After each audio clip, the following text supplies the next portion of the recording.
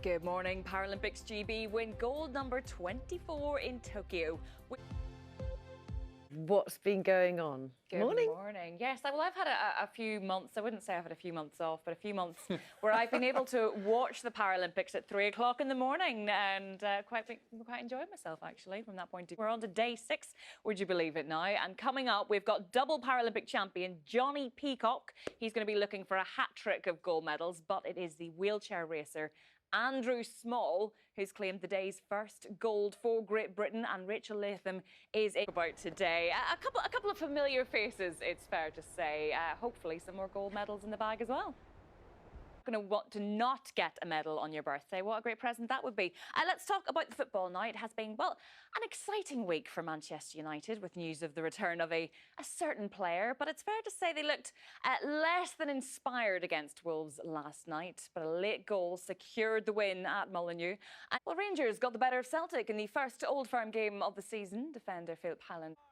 One of the most eagerly anticipated debuts in football took place last night as Lionel Messi played his first match for Paris Saint-Germain. He came on as Britain's George Russell claimed the first podium finish of his Formula One career in the sport's first Grand Prix to involve no racing. Lovely bit of weather there. Finally from me, the US Open gets underway in New York this evening.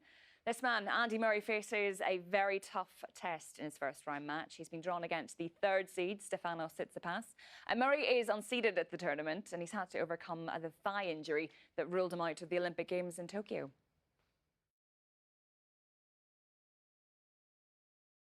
You do have to feel for Andy Murray. There's only so many times you can answer the question, how is the injury? How is the recovery? And if it's not a hip, it's a knee, it's a thigh. It's hard going for him. You can tell in that interview, can't you? Yeah. But plenty more, like I say, to come later on today. After 8 o'clock, we'll be talking hopefully about Johnny Peacock and Ellie Simmonds. Maybe Which some is more really, gold medals. it really... Good morning. Paralympics GB stay on target in Tokyo. Brilliant start to day 6, winning 2 golds, which now brings their total up to 25. Well, let's get more from the action in Tokyo. Rachel Latham, Weir was one of those... Oh, sorry. David Weir was one of those athletes who really inspired Andrew Small when he was watching them way back in 2012, and now he's there competing and winning medals alongside his hero.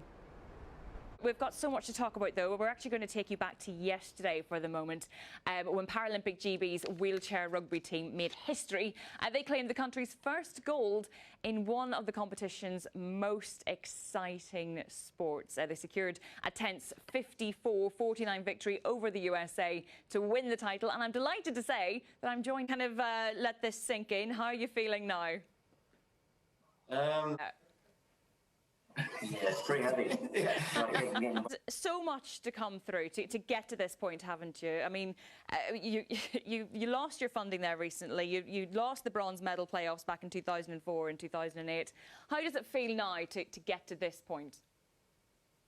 Most exciting spectator sports. Unfortunately, of course, there were no spectators there to watch you. What was that like in there? Does it change the atmosphere for you? It was... They must be so excited. Have they managed to catch up on their sleep at least?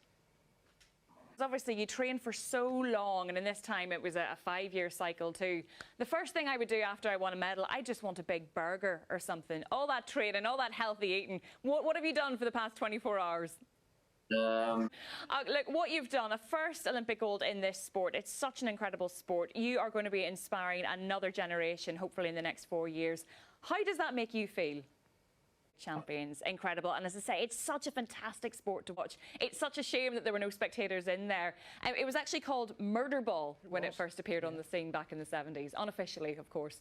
But yeah, incredible. What a title to win. Absolutely, and lovely to see their their celebrations are not dissimilar from mine, actually. Wasn't their enthusiasm so infectious? Brilliant. Wonderful. Good on them. Very many congratulations.